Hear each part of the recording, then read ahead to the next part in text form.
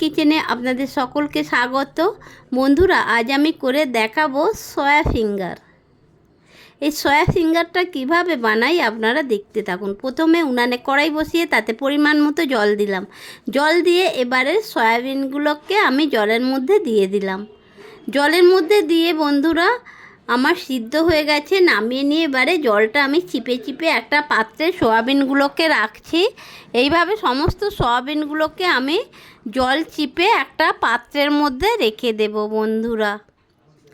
এইবারে মিক্সচারে ওই হাফ সয়াবিনটা, জল চিপে রাখা সয়াবিনটা হাফ দিয়ে দিলাম একটু ঘুরিয়ে নেওয়ার জন্যে, যাতে করে একটু ভেঙে যায়, ধুলো ধুলো হয়ে যায় এরকম। তারপরে হাফ সয়াবিনটা আমি হাত দিয়ে টুকরো নরম তো ওই জন্য হাতের সাহায্যে কিমা মতো করে নিচ্ছি বন্ধুরা। এইভাবে আমি সমস্ত সয়াবিনগুলোকে ছোট্ট ছোট্ট করে কিমা আকারে করে নিলাম বন্ধুরা। এইবারে ওই যে মিক্সিতে যেটা বেটে রেখেছিলাম, যে সয়াবিনটা বেটে রেখেছিলাম, ওইটা একটু একটু করে তুলে নিয়ে ওই যেটা কিমার মতো করে রেখেছি ওর মধ্যে দিয়ে দিলাম বন্ধুরা। কেননা কিছুটা একটু মাখা মাখা হবে, কিছুটা গালে লাগবে, খুব ভালো লাগে। তারপরে উনানে কড়াই বসিয়ে পরিমাণ মতো সরিষার তেল দিলাম, তাতে গোটা জিরে দিলাম। গোটা জিরে দিয়ে এবারে একটু ভাজা ভাজা করে এর মধ্যে আমি ছেড়ে দেবো বন্ধুরা পেঁয়াজ কুচি। পেঁয়াজ কুচিটা ছোট্ট ছোটো করে কুচিয়েছি। তারপরে এইবারে খুন্তি দিয়ে ভালো করে নাড়াচাড়া করে দিচ্ছি, লাল লাল করে ভেজে নেব এরকম। তারপরে কুচানো টমেটো দিয়ে দিলাম। কুচানো টমেটো দিয়ে বন্ধুরা খুন্তি দিয়ে ভালো করে নাড়াচাড়া করে দিচ্ছি আমি, যাতে করে ভাজা ভাজা হয়ে যায়, একটু লাল লাল করে ভাজা ভাজা হয়ে যাবে। তারপরে দিয়ে দিচ্ছি বন্ধুরা সেই যে সয়াবিনটা কিমা করে রেখেছিলাম আর মিক্সিতে বেটে নিয়েছিলাম, কিছুটা মিক্সিতে বেটে নিয়েছিলাম সমস্ত সয়াবিনটা বন্ধুরা আমি কড়াইয়ের মধ্যে দিয়ে দিলাম। এইবারে একটু ভাজা ভাজা করে নেব। তারপরে দিয়ে দিলাম বন্ধুরা পরিমাণ মতো লবণ। পরিমাণ মতো লবণ দিয়ে দিলাম পরিমাণ মতো হলুদ গুঁড়ো।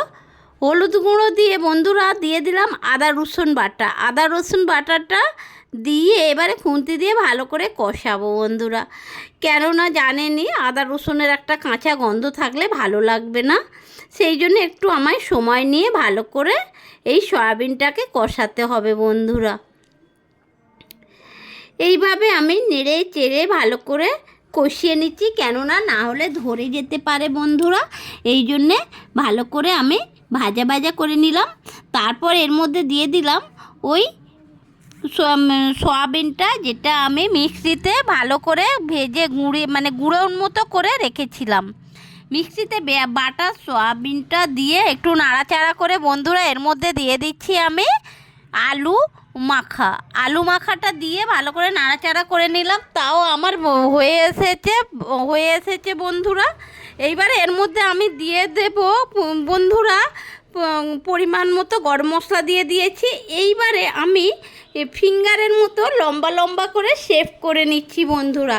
এইভাবে আমি লম্বা লম্বা করে শেপ করে নিচ্ছি বন্ধুরা, ফিঙ্গারের মতো দু হাতে দিয়েই করে নিচ্ছি বন্ধুরা।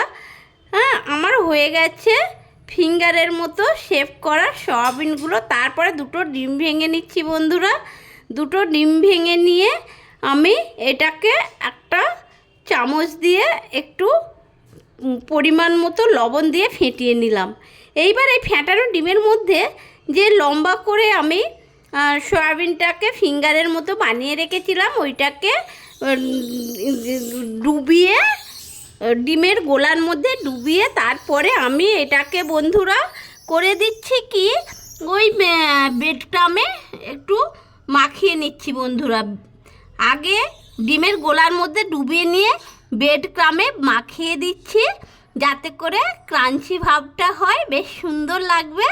এই জন্যে ব্রেড ক্রাম দিয়ে আমি ভালো করে ঘুরিয়ে ফিরিয়ে আমি ব্রেড ক্রামে ডুবিয়ে আমি এক এক করে প্লেটে রেখে দিলাম। তারপরে বন্ধুরা উনানে কড়াই বসিয়ে পরিমাণ মতো সরিষার তেল দিলাম ভাজার জন্য। তারপরে এক এক করে আমি সোয়া ফিঙ্গারগুলো ফিঙ্গারে আকার করে রেখেছিলাম ওইটা গরম তেলের মধ্যে দিয়ে দিলাম বন্ধুরা।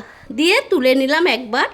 আবারও ওই গরম তেলের মধ্যে আমি ওই সয়া ফিঙ্গারগুলো ছেড়ে দিচ্ছি বন্ধুরা। দেখুন বন্ধুরা কত সুন্দর লাল লাল করে ভাজা হয়েছে।